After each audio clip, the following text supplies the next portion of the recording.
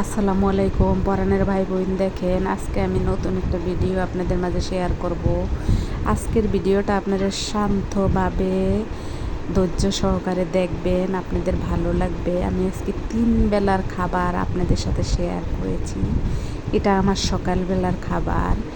এই খাবারের পরে আমি আবার রান্না করেছি, সেই রান্নাটাও আপনাদের সাথে শেয়ার করেছি, এবং আমি পরে আবারও রান্না করেছি, সেটাও শেয়ার করেছি।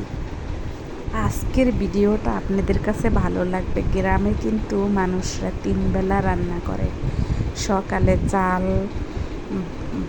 ভাত বা কিছু একটা রান্না করে, রুটি, কিন্তু দুপুরে আবার ভরপুর রান্না করে। এই যে দেখেন, সকালে আমি খুদের ভাত রাঁধছিলাম আর ভর্তা, সাথে একটু ট্যাংরা মাছ, যেহেতু বাচ্চা আছে। পরে আবার আমি কি করেছিলাম, আমি একটু তেলের পিঠা রান্না করেছিলাম। এটা ছিল আগের দিনের তরকারি। সব মিলেই আপনাদের আজকে কেমন লাগবে দেখবেন।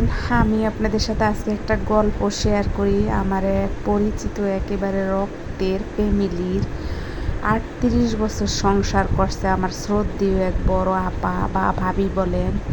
38 বছর সংসার করার পরে তার হাজব্যান্ড ওয়াইফের সাথে খুব তুমুল ঝগড়া বিবাদের পরে সে কি করলো, হাজব্যান্ডের সাথে রাগ করে হাজব্যান্ডের বাসায় আর আসে না। পরে তার হাজব্যান্ড সরকারি চাকরি করতো, ট্রান্সফার হয়ে ঢাকায় এসে সে এখানে একটা বিয়ে করে ফেললো। এরপরে তো নেমে এসেছে কালো আদার সংসারে, কালো আদারের উপরে কালো আদার। দেখেন, তেলের পিঠাটা আমি করছিলাম, এটা ফাইনাল লুক।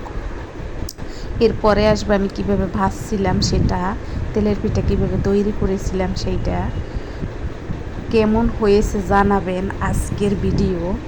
যদি ভালো লাগে অবশ্যই লাইক, কমেন্ট, শেয়ার করবেন, সাবস্ক্রাইব করবেন, পাশে থাকবেন। পাশে থাকা বেল আইকনটা অন করে রাখবেন, এতে করে আমার নতুন কোনো ভিডিও আপনার কাছে পৌঁছে যাবে। যদি মনে করেন ছোটো বোনের পাশে থাকবেন। তারপরে আমার ভাবি কি করলো জানেন, আমার ভাবি আর হইলো সংসার করলো না, না করলে বিয়ে করলো। বিয়ে করার পরে ভাবি মান অভিমান হয়, এর মাঝেই বিয়ে করলো, সময় নিল না, এর মাঝে বিয়ে করলো হাজবেন্ড। বিয়ে করার পরে ভাবি হইলো কেস করার পরে তো রায় ভাবি পাইলো। তারপরে আর কি হইলো, এভাবেই চলতে থাকলো। এরকম কত মানুষের জীবনে কত কষ্ট। এখন ভাবি স্বামীর অধিকারে, স্বামীর টাকা পয়সা এগুলা দাবি করে, যদিও সে লিগেলি, আইনত লিগেলি বউই আছে। কিন্তু এখন বোঝেনি তো, ফ্যামিলির জটিলতার কারণে ভাবির কত কষ্ট হচ্ছে। আমাদের দেশে এরকম হাজার হাজার নারী আছে যারা কত কষ্ট নিয়ে থাকে। 38 বছরের সংসার মাত্র 3-4 মাসের ভিতরে অন্যের হয়ে গেল। শেষ বয়সে সে অন্য লোক সেটা ভোগ করলো। এর মাঝে আমার সেই ভাই, বড় ভাই, সে মারাও গেল, গত হয়ে গেল। দুঃখের কোনো শেষ থাকলো? বৃদ্ধ বয়সে এসে ভাবির এখন কত কষ্ট। যদিও তার মেয়ের বিয়ে হয়ে গেছে, মেয়েরা অনেক বড় হয়ে গেছে, কিন্তু একটা ছেলে সন্তান আছে যার কোনো ভবিষ্যৎ নাই, অন্ধকার ভবিষ্যৎ। কিন্তু মাঝখানে যে ওয়াইফরে বিয়ে করছে সে, মানে কি বলবো আর, আপনাদের ভাষা আপনারা হয়তো বুঝে নেবেন কেমন হইল। আর যে কয়দিন দুনিয়াতে ছিল সেই কয়দিন সেই বড় ভাই কি আনন্দ মজা বা সুখ দুঃখ করে গেল। 7 বছরের হয়তো বা সংসার করে গেছে, আর 38 বছর সংসার। 38 বছর সংসারের কোনো দাম রইল না, 7 বছরের সংসারের দামেই জটিল হয়ে দাঁড়াইলো। কিন্তু 38 বছরের সংসারে কোনোভাবেই এখন স্বীকৃতি দেওয়া যাচ্ছে না। আমরা স্বীকৃতি দিতে চাইলেও পাড়া প্রতিবেশী, মেম্বার, চেয়ারম্যান, চৌকিদার তারা দিতে চাচ্ছে না, এমপি মন্ত্রী তারা দিতে চাচ্ছে না। কিন্তু আইনের ঘরে এখনও সে মৃত্যু ব্যক্তির ওয়াইফ।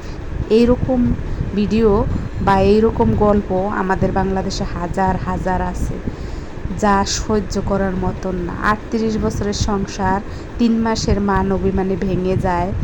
7 বছরের সংসারের প্রাধান্য অনেক বেশি, 38 বছরের সংসারের প্রাধান্য কোনো বেশি না। এই দেখেন, পরের রান্নাবাড়া হইল, দেখতেই পাবেন আজকের রান্নাবাড়া কেমন। এই দেখেন পরের রান্নাটা হইল লাউ লাউ রান্না করেছি পরে। তারপরে রান্না করেছিলাম কলমি শাক। আমরা অবশ্য গরিব মানুষ, তাই আমরা এরকম সস্তা খাবার দাবারই খাই, যেগুলো হয়তো অনেক হাই সোসাইটির লোকজন খায় না, আর আমরা তো এগুলো পাই না। এই তো, এই হলো জীবন, আমার ছোট্ট জীবনে, আমার ছোট্ট সংসারে শুধু রান্না আর আমার লাইফ। মানে আমি কি করি সেটুকুই আপনাদের দেখাই, বাকি আরও কত কিছু আছে সেগুলো দেখানোর আসলে ওইরকম পরিবেশ হয়ে ওঠে না। এই দেখেন আমি কলমি শাক আর কি নিয়েছিলাম রান্না করার জন্য। কলমি শাক, চিংড়ি মাছ, কাঁচামরিচ, লাউ, এই তো সাথে একটু পেয়ারাও এনেছিল, পেয়ারা। এইগুলোই, এই পেয়ারাগুলো হয় সম্ভবত স্বরূপকাঠির ওদিকে হয়, বরিশাল স্বরূপকাঠির ওদিকে হয়। এগুলো কিনে এনেছিল। পেয়ারাগুলো খুব সুস্বাদু ছিল, মিষ্টি ছিল, একটু লবণ মেখে খেয়েছিলাম অফ ক্যামেরায়। তাই তো এগুলাই আপনাদের সাথে আজকে শেয়ার করলাম। অবশেষে থাকবে আমার একটুখানি পিকচার, কোথাও ঘুরতে গিয়েছিলাম সেই ঘোরার কিছু অংশ। আজকের ভিডিওটা আপনাদের ভালো লাগলে অবশ্যই লাইক, কমেন্ট, শেয়ার করবেন, আর আমাকে কী ভুল হয়েছে আমাকে জানাবেন। আমি আপনাদের অনেকের কমেন্টসের উত্তর দেব। অনেকে অনেক কিছু জানতে চাইছেন, আমি কোথায় থাকি, আমার বাড়ি কোথায়, আমি কি চাকরি করি। এগুলো আমি একদিন আপনাদেরকে একটা ভিডিও, একেবারে শুধু এই নিয়েই একটা ভিডিও আমি বানাবো, দেখতে থাকবেন। আমার পরবর্তী ভিডিওগুলো যদি দেখতে থাকেন তাহলে অবশ্যই কোনো একদিন দেখতে পারবেন যে আমি একটা ভিডিও বানাইছি। কিন্তু এখন আমি এই ধরনের ভিডিও বানাইতে চাচ্ছি না, পরে বানাবো। আমি আপনাদেরকে দিব, কেউ যদি আমার সাথে দেখাও করতে চান সেটাও দেবো। সবাই ভালো থাকবেন, আল্লাহ হাফেজ, আসসালামু আলাইকুম।